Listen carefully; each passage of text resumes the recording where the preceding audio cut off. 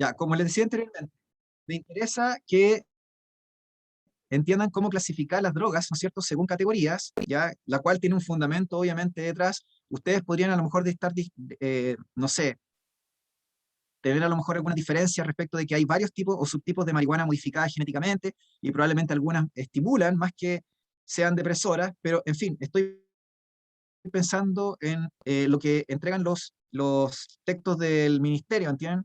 Que es como una especie de, en general, no hay algo en específico. De la misma manera, no se les va a preguntar en detalle los mecanismos específicos de acción de cada droga. Por eso les mostré recién la pregunta de la cocaína, porque son preguntas generales. Entonces, si ustedes distinguen entre drogas que tienen alto potencial adictivo o bajo potencial adictivo, si ustedes distinguen entre drogas estimulantes, drogas depresoras o drogas alucinógenas. Por ejemplo, yo no sé si alguien podría decir que la cafeína tiene alto poder adictivo. ¿Se entienden que eso es completamente erróneo? Ahora usted me podría decir, profe, la nicotina. Yo les pregunto a ustedes, ¿la nicotina de los cigarros tendrá poder adictivo?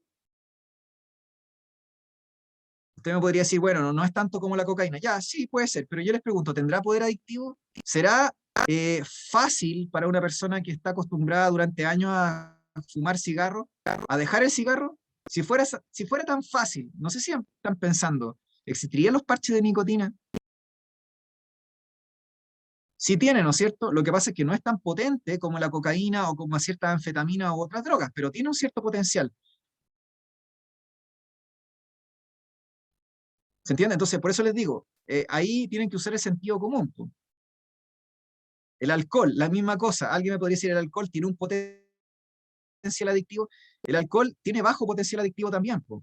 O sea, hay alcohólicos, se entiende, gente que se hace adicta al alcohol, pero eso después de mucho tiempo de consumir de manera constante y en dosis crecientes de alcohol. Hay gente que alcohólica años, no sé, 30 años siendo alcohólico, ¿se entiende? Entonces, claro, uno entiende que hay una adicción ahí. Lo mismo sucede también con los opiáceos. Estos opiáceos, como la morfina. Yo les pregunto a ustedes, ¿la morfina será adictiva? ¿O los derivados de la morfina? No sé si escucharon que Michael Jackson era adicto también a un sedante, ¿no es cierto?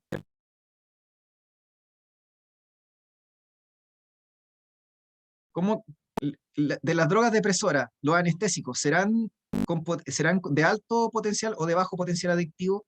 Morfina y derivados. ¿Qué creen ustedes? Heroína, morfina,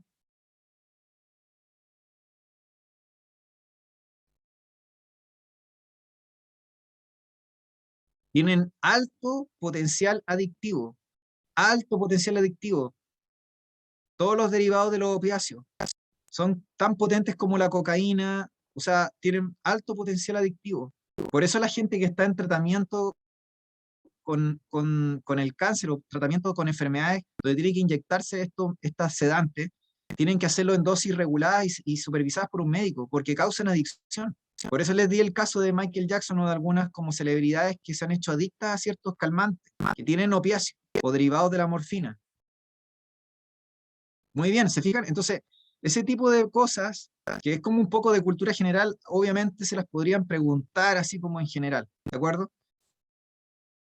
Entonces, yo la última clase estuve hablando del tema de las drogas, ¿no es cierto? Y les contaba que las drogas, el tema de las drogas, ¿no es cierto? En general, para mí, y, y también, ¿no es cierto?, se dan cuenta que el tema, hasta hacia el siglo pasado, no se clasificaba las drogas así como droga, no existía ese concepto. Fue como a mediados del siglo XX que cambió la clasificación general de lo que se consideraba droga y lo que se consideraba medicamento.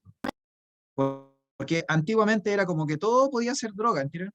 En general, para mí y para muchas también personas o psiquiatras o qué sé yo, eh, todas las sustancias que tengan un efecto un efecto a nivel neuronal, un efecto psicotrópico, un efecto, ¿no es cierto?, eh, a nivel de la psique, del sistema nervioso central, debería considerarse una droga, ¿entienden? Independiente si se vende con receta, si se vende sin receta, si se vende en la farmacia o si lo produce un narcotraficante. O sea que todas estas cuestiones deberían ser consideradas como drogas, porque tienen efectos psicoactivos. Así que la persona que toma, no sé, un antidepresivo, o que toma una pastilla para dormir, un diazepam, o que toma un anestésico derivado de los opioides, o que consume cocaína, o que consume pasta base, están todos en la misma categoría porque son drogas psicoactivas, ¿se entiende? O que tienen efectos sobre el sistema nervioso central o sobre el sistema nervioso en general. Así que esta clasificación de drogas duras o de droga en general es algo que se hizo con el paso del tiempo, ¿ya? Pero en un principio no era así.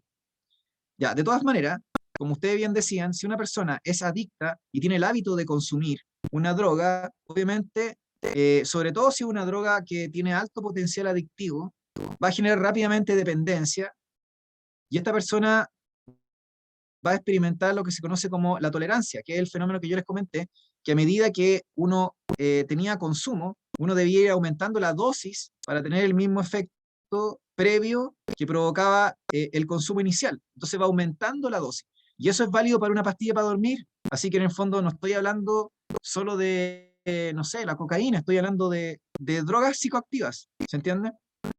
Y cuando estas personas dejan de consumir ese medicamento o esa droga, experimentan, como ustedes bien decían, el síndrome de privación o abstinencia, donde se sienten fisiológicamente pésimos y sienten la urgencia de volver a consumir, porque si no se sienten súper mal. Entonces, para hablar de un drogadicto, yo tengo que tener al menos 3 de estos elementos. Puede haber una droga que a lo mejor no provoca tolerancia, o sea que la persona no es que necesite incrementar siempre el consumo o la dosis, sino que a lo mejor consume, no sé, todas las mañanas y todas las tardes, no sé, o todas las noches, no sé. Entonces, usted me dice, ya, a esta persona no se mantiene años así, no generó tolerancia, pero es dependiente, porque yo si le digo, oye, deja de consumir, le aseguro que esa persona no lo va a poder hacer, porque es dependiente, tiene el hábito, y además, si no consume, se va a sentir mal, se va a sentir nerviosa, se va a sentir nervioso, se va a sentir pésimo. Entonces ya tiene una adicción, ¿se entiende? Aunque no desarrolló tolerancia. ¿Qué es lo que podía pasar en principio con la marihuana, por ejemplo? Eventualmente. Pero el alcohol, por ejemplo, o la cocaína, o los anestésicos, la morfina, o la anfetamina, eventualmente desarrollan tolerancia, así que la persona siempre tiene que ir incrementando la dosis, o generalmente incrementar la dosis para tener el mismo efecto. Vamos a ver otro ejemplo de pregunta. Pregunta, veamos. Acá, pregunta, miren esta. A propósito de drogas, pues ya les dije que estas preguntas les va a salir. Cuando una persona necesita consumir una mayor dosis de droga para tener el mismo efecto que antes lograba con una dosis menor, se fijan que esta es una pregunta PSU, antigua obviamente, pero me refiero que es lo que les pueden poner. ¿Se fijan o no? ¿Saben cuál es la respuesta, no es cierto? Chiquillos, chiquillas,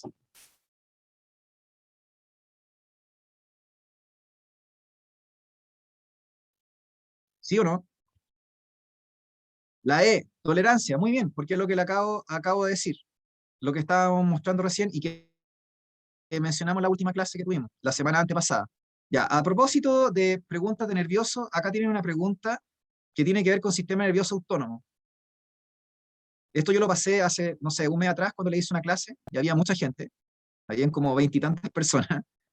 Yo les pasé sistema nervioso autónomo y les pasé simpático y parasimpático. Entonces, miren esta pregunta, quiero que la lean y que me digan cuál creen ustedes que es la correcta en función de lo que se acuerdan, si es que vinieron a clase y si no, bueno, por último traten de achuntarle, ¿ya? Yo lo espero.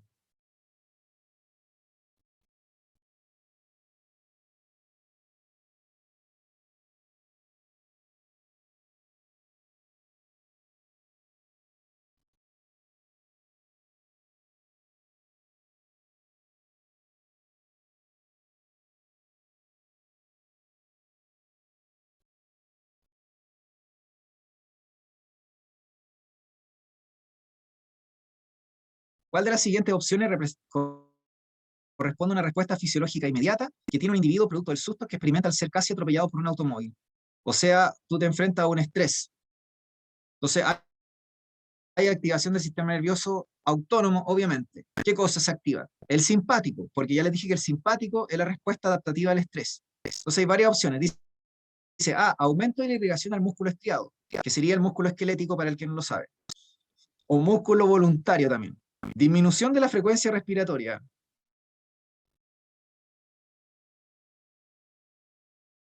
Disminución de la frecuencia cardíaca. Estos son efectos contrarios. O sea, esto sería cuando yo estoy relajado. Nada que ver, po.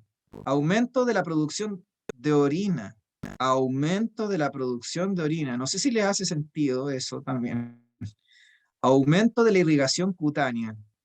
Ya, ¿cuál creen ustedes que sería correcta aquí? Muy bien. Irrigación significa que irrigar es de regar. Es como cuando usted tiene un canal de regadío y saca agua para regar las alcachofas, las lechugas, qué sé yo. Eso como de agrícola se aplica también para el cuerpo. El sistema circulatorio irriga los pulmones, irriga los músculos, irriga el hígado.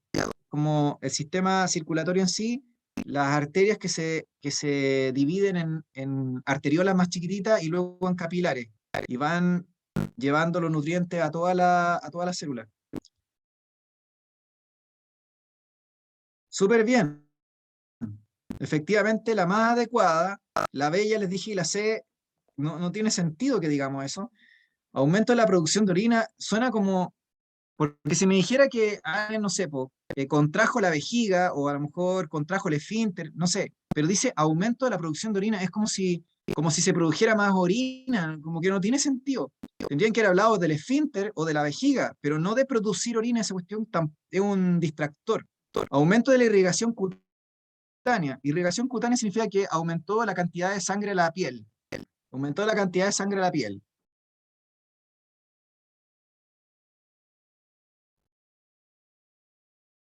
¿Están de acuerdo, chiquillos, con lo que aquí mismo me dijeron acá varias? ¿Les parece la A como respuesta correcta de que cuando hay activación del sistema nervioso simpático, no solamente aumenta la frecuencia del corazón o se genera taquicardia, hay broncodilatación, sube la presión arterial, se inhibe la salivación y el peristaltismo intestinal o la actividad digestiva, se dilatan las pupilas, se relaja la vejiga, se contrae el esfínter vesical.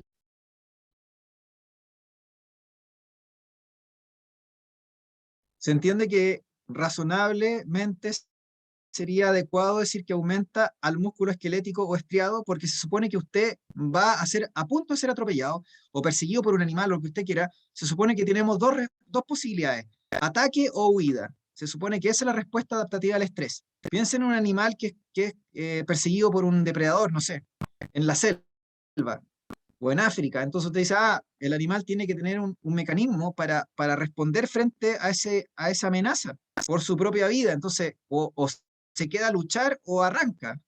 Entonces, para eso tiene que tener adecuado aporte de sangre y de nutrientes y de irrigación a los músculos esqueléticos, para que pueda arrancar, ¿se entiende? O luchar. ¿Sí? ¿Se entendió? Fíjese que aquí estamos aplicando como lo que hemos estado viendo las últimas las últimas clases que tuvimos, ¿ya? Yo sé que tuvimos varias semanas en que no tuvimos clases, pero bueno, hay que ir como repasando y viendo lo que hemos estado viendo en sistema nervioso.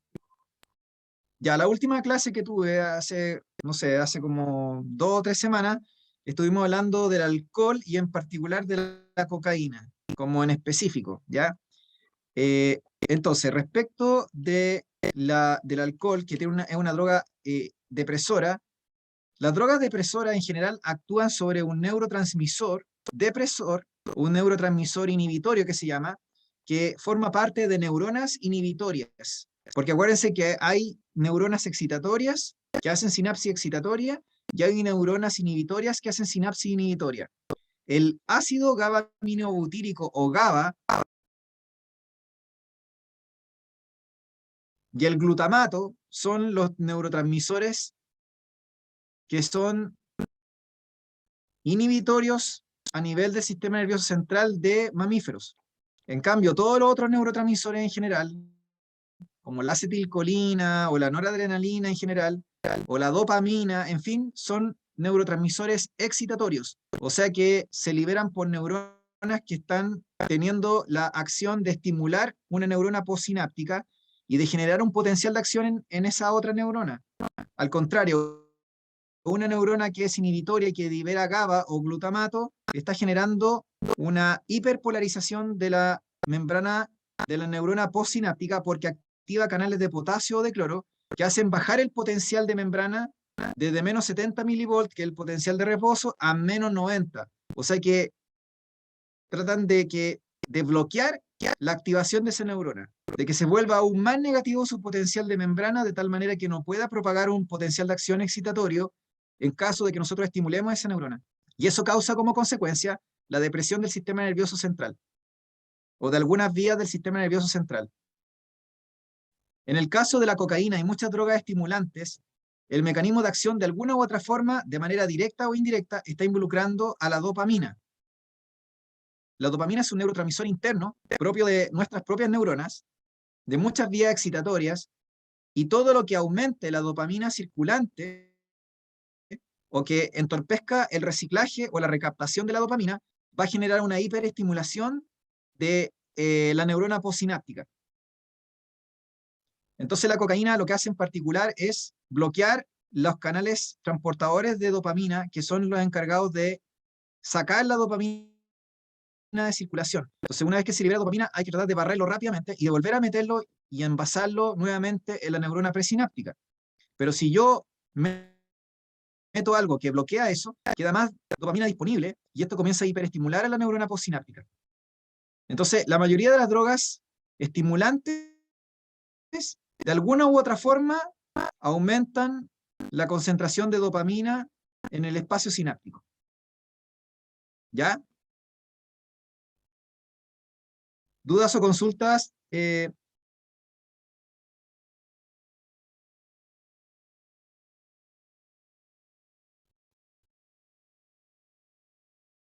¿No?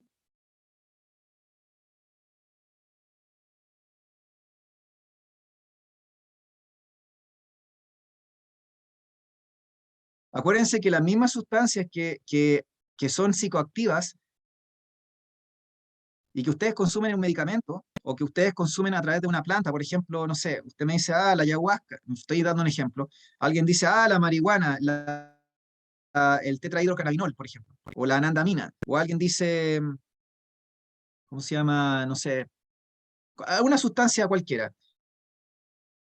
Los opiáceos, por ejemplo, el opio, la heroína, sí, ya, la heroína por decir algo, ya. Entonces, esas sustancias, nosotros tenemos esas mismas sustancias en nuestro cerebro. De hecho, nosotros tenemos neurotransmisores que se llaman opioides. De hecho, producimos endorfinas. También tenemos una sustancia en nuestro cerebro que producen nuestras neuronas que se llaman endocannabinoides. Tal cual, endocannabinoides. Los pueden buscar en internet. Los endocannabinoides son súper similares al principio activo de la marihuana. Por eso es que nosotros tenemos efectos cerebrales al consumir marihuana, porque hay una sustancia que es análoga a ella que ya está en nuestro cerebro y que provocaba ciertos efectos. ¿Se entiende?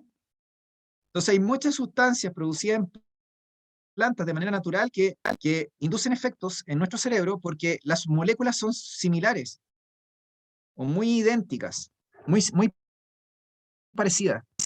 Entonces estamos hiperactivando, por así decirlo, de manera, no sé, artificial, si usted quiere decirlo de alguna forma, por el consumo de alguna sustancia, algo que era un proceso natural, pero que entre comillas usted lo podría haber producido de manera endógena o interna o espontánea.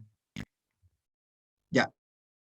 Entonces, volviendo al tema de la materia, resulta de que este tema de drogas, si ustedes se fijan que les van a preguntar en la prueba, junto con la parte de mecanorreceptores o receptores, también va de la mano de lo que es el estrés, que ya les conté que nos podían preguntar respecto del efecto de ciertos factores estresantes sobre el sueño, por ejemplo, no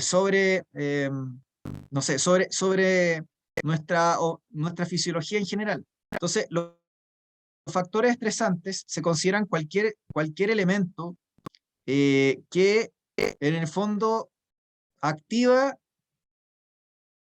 el sistema nervioso autónomo, división simpática, y que en el fondo moviliza nuestro cuerpo a hacer una serie de cambios o adaptaciones para responder de manera adaptativa frente a esos factores. Entonces, si yo les digo factor estresante, un auto que casi nos atropella, uno entiende que hay un estímulo que amenaza la vida, ¿entienden? Pero también podría ser algo psicológico. Alguien que a lo mejor tuviera una fobia, o a lo mejor alguien que estuviera, no sé, en un lugar donde hay mucho ruido. No sé, vive al lado de un aeropuerto y hay mucho ruido, ¿de acuerdo? Entonces, hay que tener cuidado con eso, ¿ya? Entonces, los factores estresantes, como les comentaba anteriormente, actúan, ¿no es cierto?, sobre el hipotálamo, y el hipotálamo, ¿no es cierto?, lo que hace es estimular, ¿no es cierto?, el sistema nervioso autónomo a través del sistema nervioso simpático, lo que provoca efectos viscerales, como aumento de la frecuencia cardíaca, contracción de los vasos sanguíneos de las vísceras y de la piel. Aquí está lo... ¿Se fijan que recién había una pregunta que hablaba de irrigación, aumento de la sangre a la piel? Ya, pues acá estamos viendo que no pasa eso. Cuando hay activación del simpático, disminuye la cantidad de sangre hacia la piel y aumenta la cantidad de sangre hacia el músculo esquelético o hacia el músculo estriado y también hacia el cerebro, obviamente corazón, ¿ya? También se estimula la médula suprarrenal a través de un nervio simpático para que la médula suprarrenal de la glándula suprarrenal produzca adrenalina y noradrenalina. La adrenalina es una hormona que potencia eh, la respuesta adaptativa al estrés. De hecho, una hormona que es estimulante del estrés, ¿entiendes? Es una hormona que potencia, eleva la presión arterial, es una hormona hiperglicemiante, o sea, eleva el azúcar, es una hormona que activa el sistema nervioso central, el estado de alerta, es una hormona que aumenta la frecuencia cardíaca, o sea, que tiene un efecto sobre la taquicardia. Entonces, la adrenalina es una hormona que potencia los efectos del sistema nervioso simpático. Estos serían las respuestas agudas o inmediatas, rápidas, que ejerce el cuerpo, el sistema nervioso, frente a un factor estresante, sea real o sea psicológico.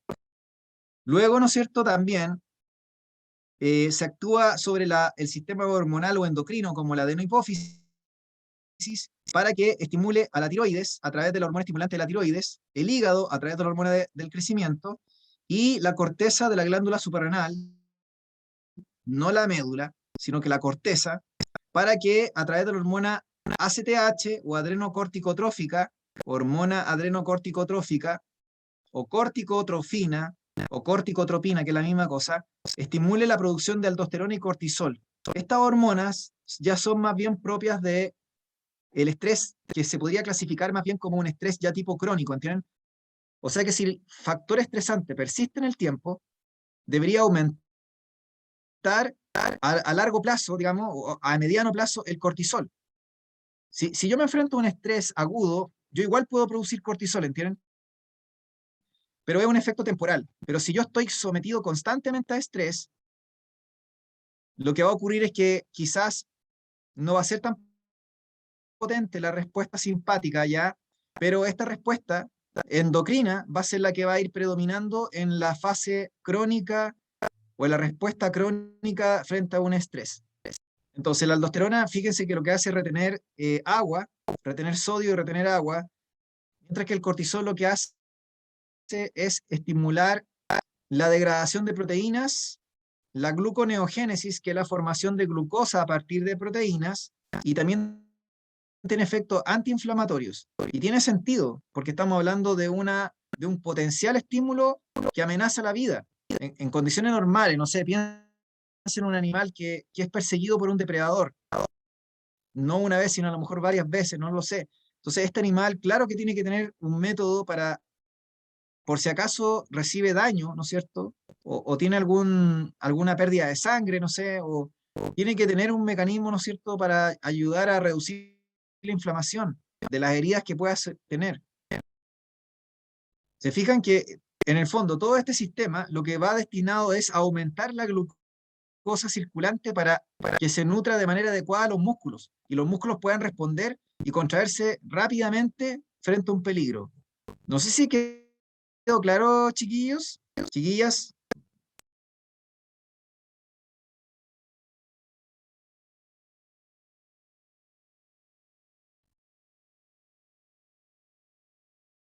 Entonces aquí básicamente tengo resumido lo que es la fase aguda o la respuesta aguda o inmediata frente a un estímulo estresante, que ya les dije que puede ser una amenaza real a la vida o puede ser algo más bien interno, psicógeno, lo que sea, y una respuesta más bien de tipo crónica. Se supone que toda esta respuesta que yo estoy mostrando aquí debería ocurrir frente a un estímulo que amenace la vida normalmente. Viene esta respuesta aguda y luego viene un poco posterior o casi unos minutos después la respuesta de la aldosterona, el cortisol y la otra hormona, ¿entienden? Pero si el estímulo se extingue, esto después para. Entonces, el cortisol es positivo cuando nosotros nos enfrentamos con un estímulo negativo, no sé, o un susto cada cierto tiempo, está bien.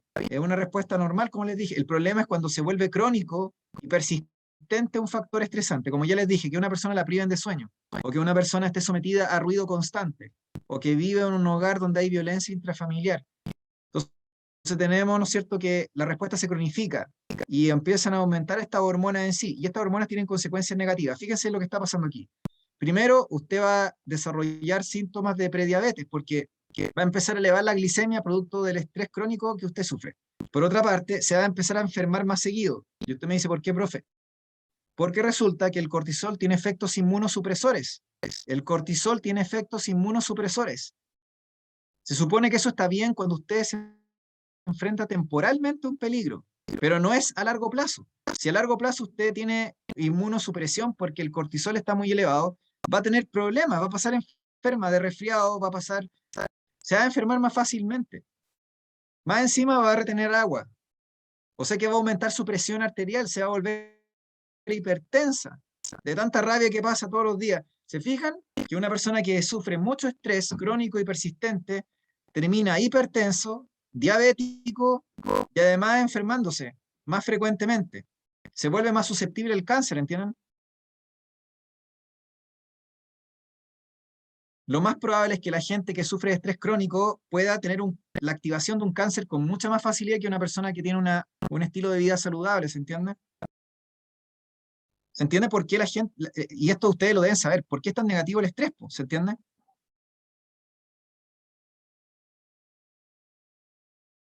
Ya, esto, como les dije, de manera implícita, debería preguntársele el APTU. De manera explícita, no lo sé, porque antes había un apartado que se llamaba estrés y se preguntaba directamente en la prueba. Según el temario, preguntan el efecto de ciertos factores estresantes. Entonces, según yo, este esquema que están viendo aquí, deberían preguntarlo de alguna manera indirecta, ¿ya? Pero igual hay que saberlo, por eso les estoy mostrando esta imagen. Eh, no sé si tienen alguna duda o consulta, porque si no, tenemos que hablar un poquito de, o sea, antes se hablaba de termorregulación, no lo sé si sea ahora, porque en el temario no veo termorregulación implícito este año. Creo que no les entra a ustedes termorregulación este año, así que quizás no sea relevante mencionarlo. Quizás lo voy a mencionar nomás, ya, como para que lo tengan como cultura general, pero no porque sea PTU.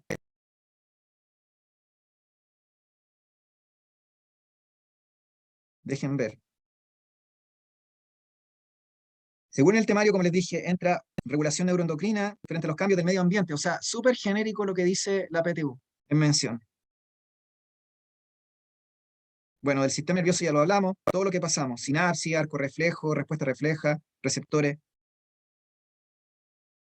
Cuidados del sistema nervioso frente a la acción de estresores. Miren, ese es como lo que dice el temario, para que le echen una mirada al temario. Súper ambiguo y general.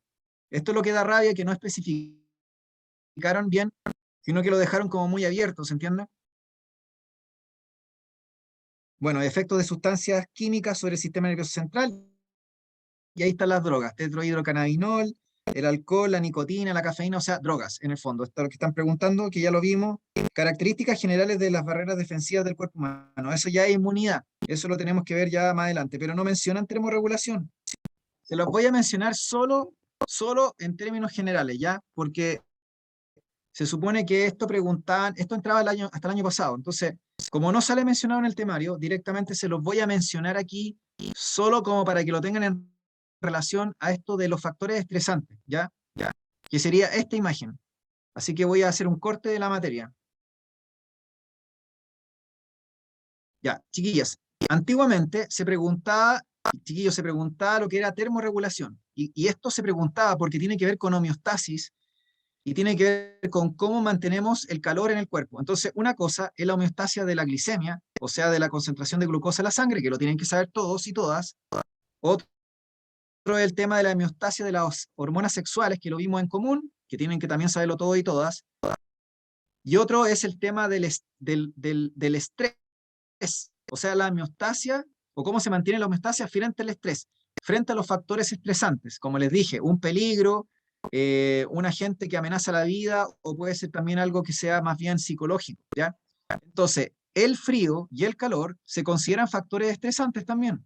Así que no es solo la amenaza de la vida, no es solo privar el sueño, no es solo una herida, no sé, porque si usted me dice, profe, y una herida, si alguien se corta un dedo, ¿eso qué es lo que es? Eso también es estrés, pues chiquillos, chiquillas, eso es estrés, porque cuando uno tiene una hemorragia, está sometiendo está poniendo en juego la homeostasia o la mantención del equilibrio.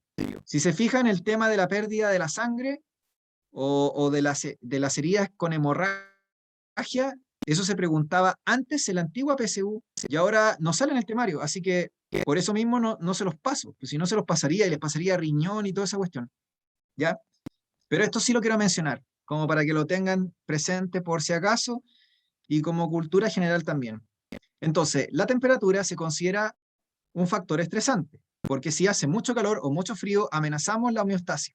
El hipotálamo, que es el centro superior de la homeostasia, se encuentra en íntima relación, obviamente, no solo con la corteza, sino también con los receptores de temperatura y, por supuesto, con la glándula hipófisis y con la tiroides. La tiroides es muy importante porque es la glándula responsable de la producción de hormonas tiroideas, que se supone que son las responsables de mantener el metabolismo basal, o sea, la producción de temperatura corporal, porque son unas hormonas que aumentan el consumo de oxígeno y por ende el consumo de nutrientes, eh, lo que incide directamente en la producción de calor. Así que es como una hormona metabotrópica, una hormona metabólica que aumenta el metabolismo de la célula, lo que hace que necesariamente aumente la producción de calor por esa célula. Entonces, cuando hay, ¿no es cierto?, una respuesta, por ejemplo, frente a eh, el calor, lo que se va a producir, ¿no es cierto?, es estimulación del sistema nervioso simpático para que, por ejemplo, incremente la transpiración, o sea, la liberación de agua por las glándulas sudoríparas, ¿ya?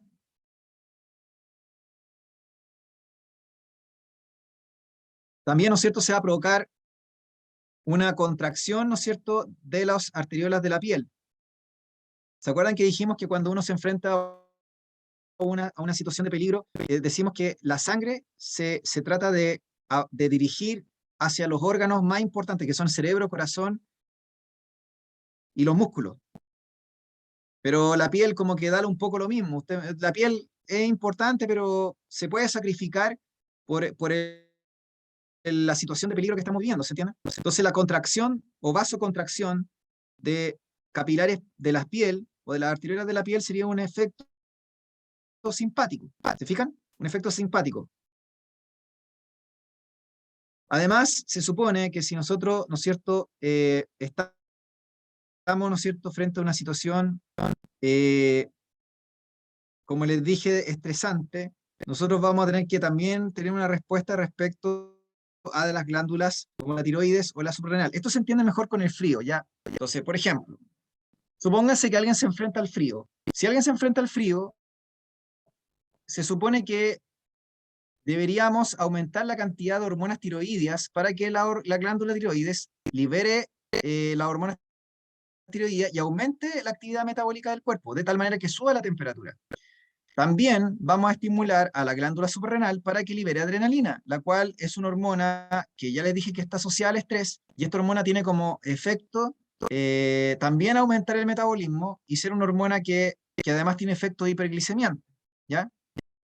Evidentemente, lo que voy a tratar de hacer es inhibir la transpiración, porque no tiene sentido que si hace frío yo transpire. De hecho, si hace frío y yo me pongo a transpirar, voy a perder calor por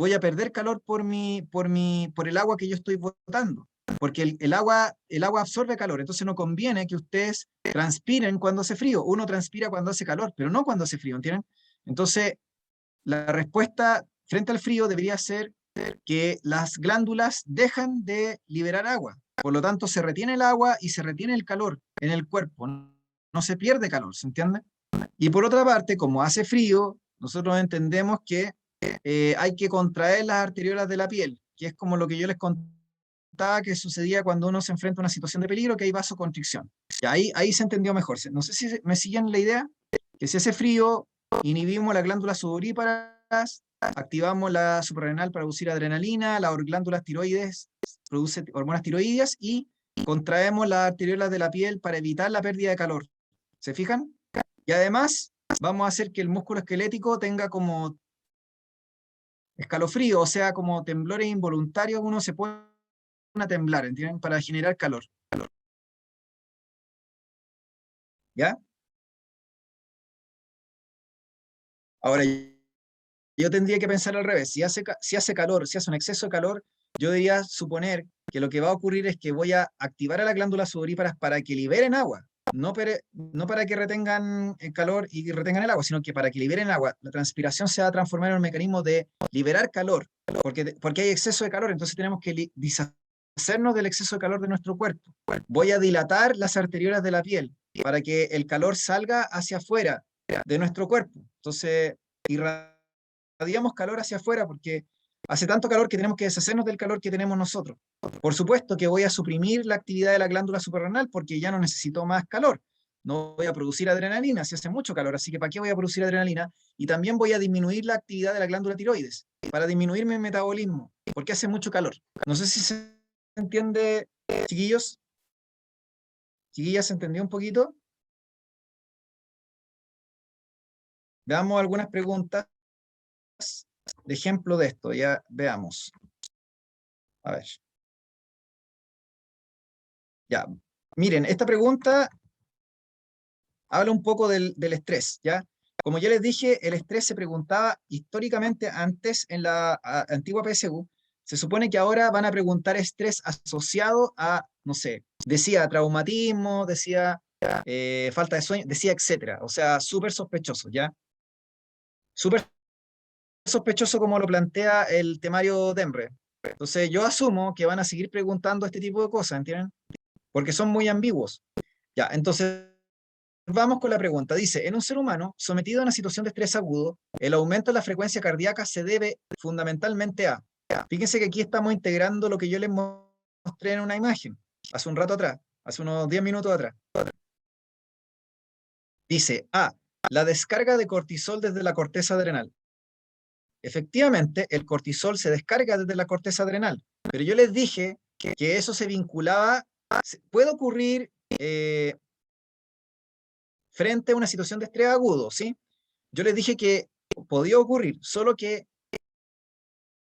era más importante en un estrés crónico o en la fase de resistencia del estrés, cuando se tendía a cronificar la respuesta frente a ese estresor.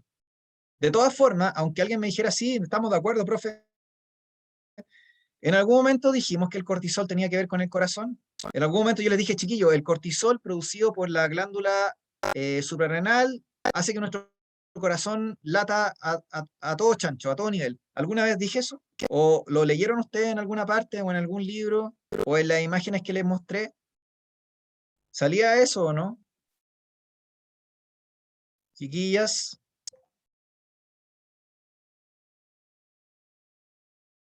¿salía que el cortisol tenía que ver con el corazón? No, en ninguna parte salía eso. Así que eso es un chamullo, ¿se entiende?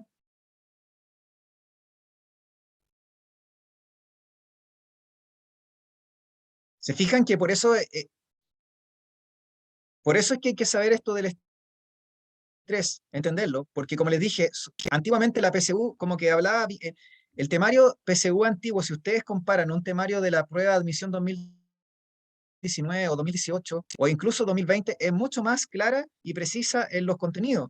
En cambio, la PTU que publicaron este año, el temario, es súper ambiguo, porque como está en transición, creo que por eso quizás lo hicieron tan ambiguo, porque no, como que no precisan cada concepto necesario a evaluar, como que lo dejan un poco en la ambigüedad, así como que puede que sí, puede que no. Entonces la A no tiene nada que ver, ¿sí? Esta prueba que le estoy mostrando es antigua, es de la admisión 2015, así que es una prueba antigua, pero igual nos sirve. B, una hiperglicemia por aumento de la glucogenólisis. ¿Qué les parece eso? Una hiperglicemia por aumento de la glucogenólisis. Esto lo hacía la hormona del crecimiento o la GH. La GH.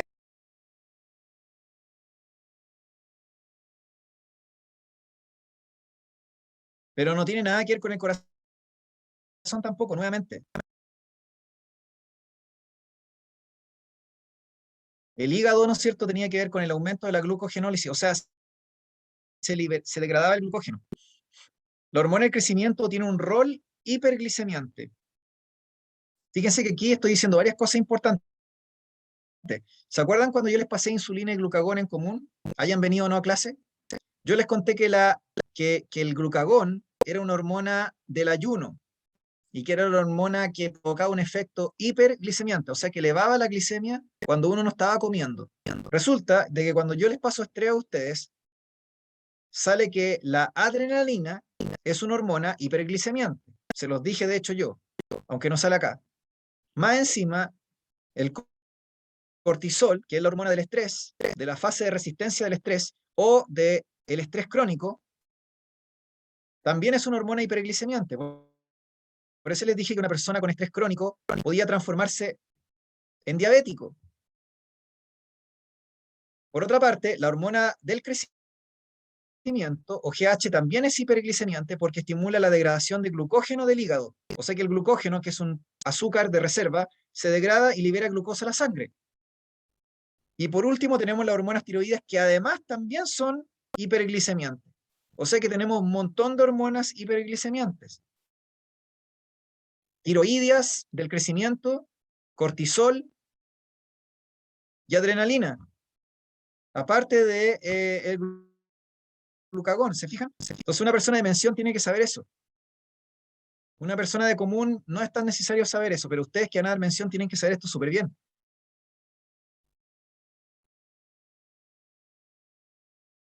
Ya, entonces, P, una hiperglicemia por aumento de la glucogenólisis. Eso es verdad, eso es correcto frente a una situación de estrés, y de estrés agudo también, por supuesto, o de fase de resistencia al estrés también.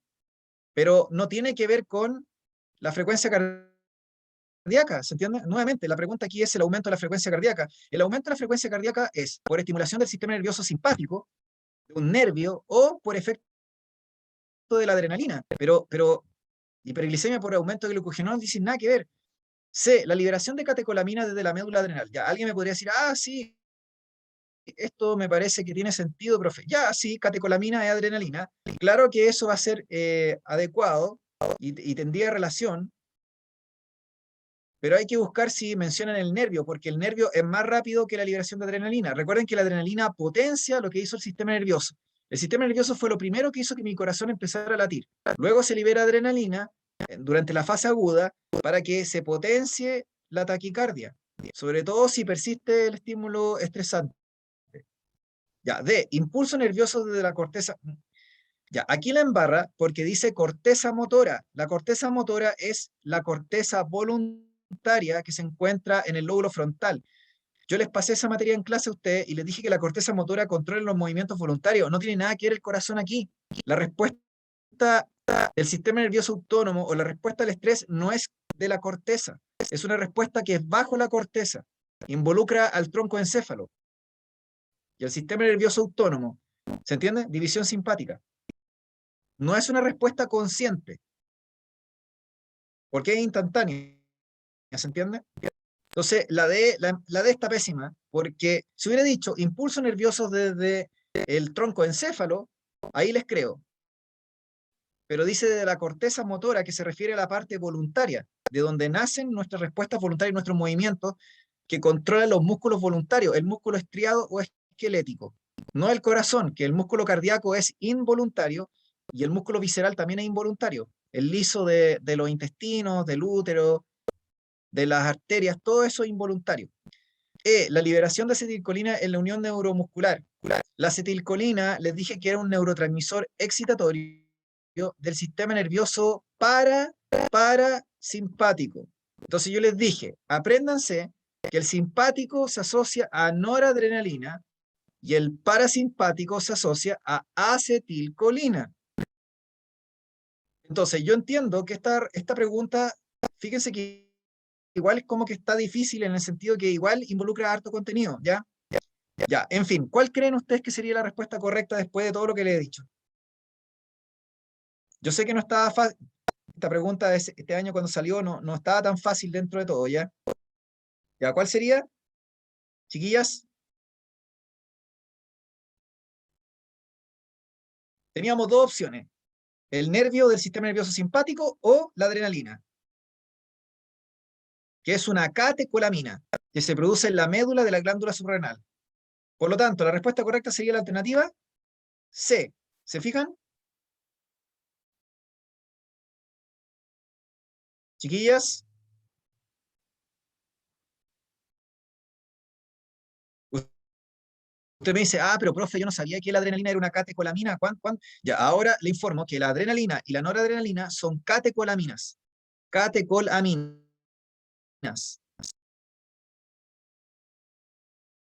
La médula adrenal produce adrenalina y noradrenalina, que son catecolaminas.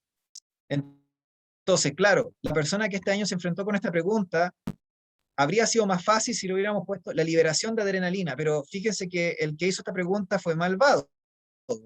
El que hizo esta pregunta fue malvado porque dijo, yo no le voy a poner adrenalina porque quiero que el estudiante se equivoque.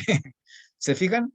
Lo hizo con malicia. Dijo, ya le voy a poner liberación de catecolaminas. ¿Por qué? Porque no todos van a saber que la adrenalina es una catecolamina. Así que esta pregunta la hizo con malicia el creador de esta pregunta PTU, o sea, PSU. No la quiso ser tan fácil, ¿entienden? La quiso ser como más cabrona. Esta pregunta, para mi juicio, es nivel alto.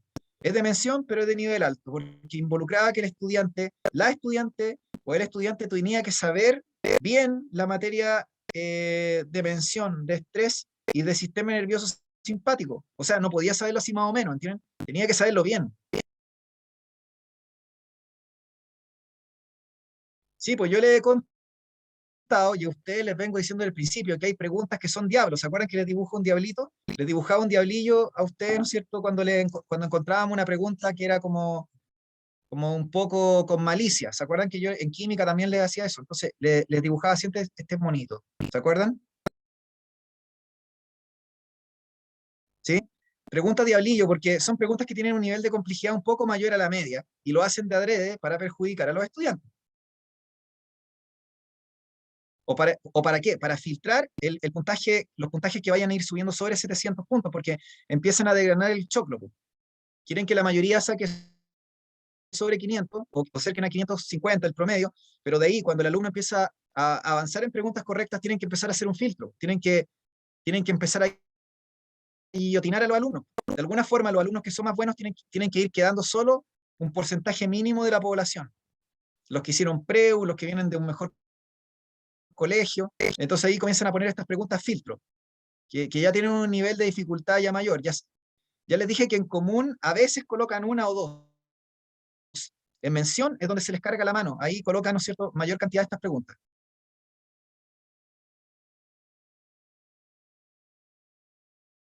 Ya, no sé, ¿qué otro ejemplo más de pregunta? Con esto ya estamos en la hora. Veamos. Es que la otra pregunta, ya, por ejemplo, esta pregunta es como de la materia que habíamos visto la vez anterior, ya. Las semanas pasadas, por así decirlo, y también un poco hoy día. 16 dice, la capacidad de sentir el sabor de las comidas se debe a un proceso complejo que comienza con la captación de estímulos. O sea, aquí me está pidiendo clasificar los receptores. Esta cuestión yo les dije que les va a salir sí o sí a usted la prueba, o de alguna manera.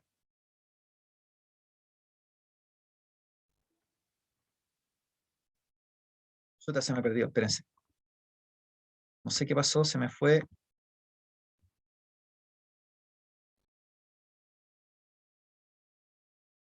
Espérense, se me perdió eh, eh, la, me perdió la pregunta justo que tenía seleccionada.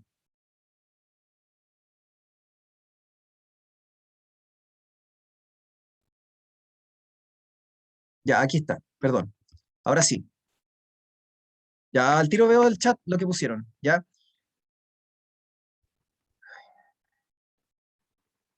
Ya, en el chat pusieron ustedes la D. La capacidad de sentir sabor sería, y ustedes pusieron quimioreceptores. Sí, esa es la correcta. Varoreceptores serían receptores de presión, por ejemplo, la presión arterial. Fotorreceptores serían los conos y los bastones de la retina del ojo. Termorreceptores serían los receptores de la piel, por ejemplo, o los que están dentro de nuestro cuerpo para detectar temperatura. Mecanorreceptores serían receptores de presión, por ejemplo, los de la piel, los mismos varoreceptores de presión de las arterias, de las grandes arterias, y por ejemplo también los del oído. ¿Se acuerdan que les conté que el oído, el sonido, era por mecanorreceptores? El sonido es por mecanorreceptores y también el equilibrio, ¿sí? Entonces, muy bien, la D. 17. La 17, fíjense que es como un poco relacionado con estrés, respuesta adaptativa al estrés, y aquí está metido el tema del sistema nervioso simpático, división simpática del autónomo. Dice, ¿cuál de los siguientes eventos son respuestas fisiológicas ante situaciones de peligro o riesgo real? 1, aumento de la frecuencia cardíaca. 2, vasodilatación muscular esquelética. Fíjense que esto se vuelve a repetir. Lo habíamos mencionado, había otra pregunta PTU de otro año que lo tomaba. Y 3, dilatación pupilar. O sea, esto ya es materia de simpático, de estrés agudo relacionado con sistema nervioso simpático. Entonces, ¿cuál creen ustedes que sería aquí la correcta? Aumenta la frecuencia cardíaca si ustedes se enfrentan a un peligro. El simpático actúa sobre esto, sobre el aumento de la frecuencia cardíaca, o la taquicardia, que es lo mismo. Sí, pues, ¿no es cierto? Habrá vasodilatación, es decir, aumento de la sangre hacia los músculos esqueléticos o los músculos voluntarios o el músculo estriado cuando nos encontramos frente a una situación de estrés agudo, que era lo que estuvimos conversando en otra pregunta anterior. Sí, ¿no es cierto? Y habrá dilatación de las pupilas, como sucede cuando uno está frente a una situación, ¿no es cierto?, de peligro, o lo mismo que estuvimos hablando de las drogas estimulantes. ¿Se acuerdan que estuvimos hablando de las drogas estimulantes? Las drogas estimulantes aumentan, son también, tienen efectos simpáticos. ¿Se acuerdan la cocaína, la anfetamina? Ya, ¿se fijan? Está todo lo que hemos dicho va de la mano con lo que hemos estado viendo en clase y las semanas anteriores. Entonces, por eso es importante que ustedes sepan que esto les va a salir de alguna u otra forma, ya sea porque droga, ya sea porque, no sé, sistema nervioso autónomo, simpático, o como les contaba anteriormente, eh, estrés, estrés en general, ¿ya? Ya, chiquillas, entonces lo tendríamos que dejar hasta aquí hoy día. Ya tuvimos menos asistencia que otras veces. Ya con esto se supone que ya terminaríamos nerviosos, o sea, lo lamento por la gente que no ha venido a las clases de nervioso, pero con esto ya estaríamos cerrando nervioso, no habría mucho más que pasar, ¿ya? Sería repaso, sí, pero ya no podríamos agregar más de nervioso, porque lo fundamental lo vimos hace tiempo cuando pasamos lo de neurona, potencial de acción, potencial de membrana, arco reflejo, el tema de la médula, ¿no es cierto? Sinapsis, excitatoria, inhibitoria, todo ese tema. ¿Ya? Entonces, ya con esto yo creo que hoy día cerramos este tema y la próxima vez que nos, cierto, que nos viéramos,